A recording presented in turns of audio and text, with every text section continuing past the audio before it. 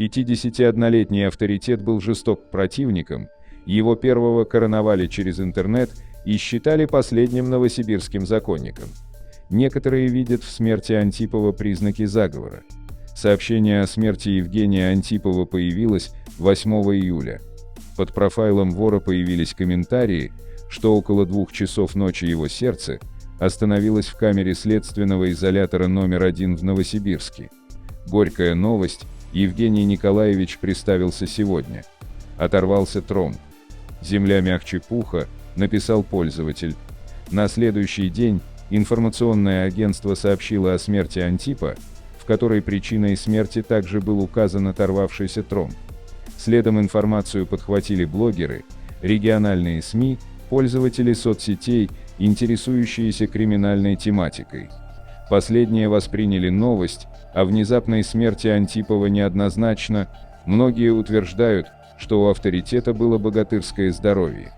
Женя был абсолютно здоров, он был сильный физически.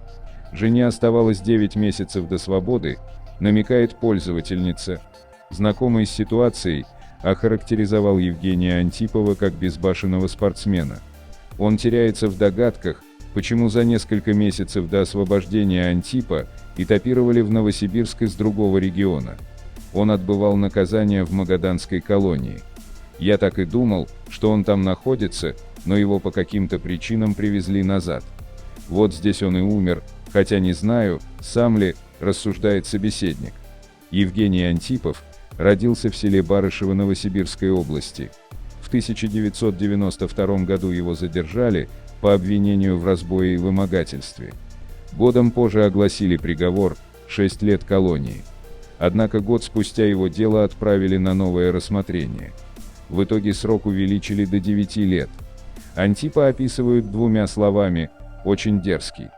Первый срок он отбывал в ВК-3 общего режима на улице Звездной. В 1999 году его обвинили в нанесении тяжких травм другому заключенному, от которых тот впоследствии скончался. Якобы Антипов до смерти замучил человека ножкой от стула. Его приговорили к 14 годам заключения и перевели в ВК-13 особого режима. В 2005 году Антип получил еще одно наказание за избиение заключенного.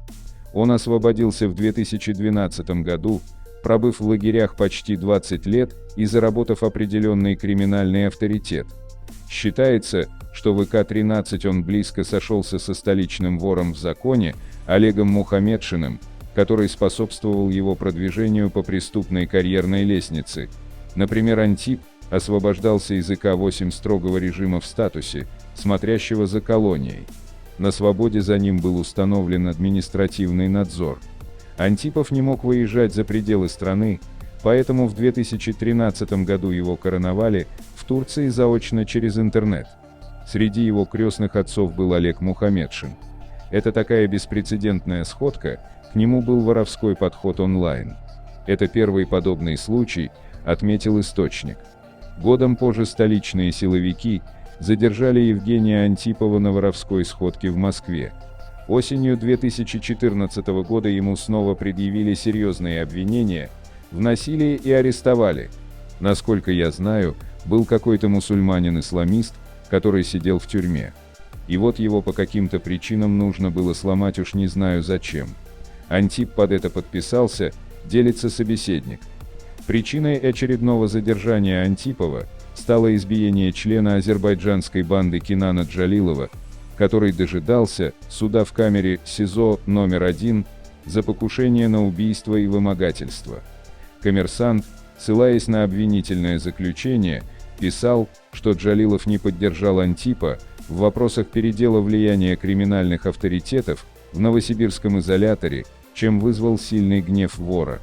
По версии следствия, Антип связался со своим подручным, заключенным того же СИЗО Дмитрием Максимовым по прозвищу Дима Молоток, и приказал ему избить Джалилова. В назначенный час конвоиры проводили Максимова и еще 8 человек в камеру жертвы. В результате Джалилов получил тяжелейшие черепно-мозговые травмы, от которых его рассудок помутился. Следователи также выяснили, что открыть дверь в камеру Джалилова конвоирам приказал замначальника СИЗО Николай Набок. Впоследствии суд приговорил его к 3 годам колонии общего режима. Начальник изолятора Руслан Рабакидзе, в свою очередь, пытался замять инцидент с избиением заключенного, подготовив отчет, что Джалилов упал со 2-го яруса нар.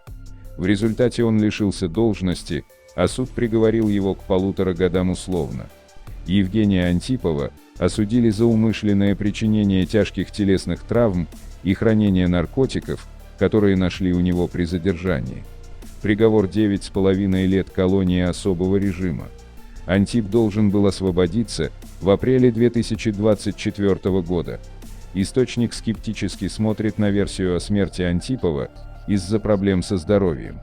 По его словам, влияние почти всех известных новосибирских воров в законе так или иначе пытались ограничить. Например, Кирсану посылали капельницы, чтобы он поправлял свое здоровье, и заразили капельницу трупным ядом. Неугодным был Корзубый, которому открыто сказали: «Ты или езжай, или покойник», и он уехал в Калугу, где жил, пока не умер. Клима просто посадили, он много лет в Томске сидел, там еще интригу заплели, что он вроде бы в армии служил. И его убрали, не умертвили, но надежно убрали, приводит в примеры собеседник. Антип, насколько я знаю, безбашенный был. Для него либо черное, либо белое, такой правдолюб. Видимо, не смог ужиться. В Новосибирске воров в законе не осталось. Не забудьте поставить лайк и подписаться на канал. Чтобы получать уведомления о новых видео, нажмите на иконку колокольчика. Буду благодарен за вашу поддержку.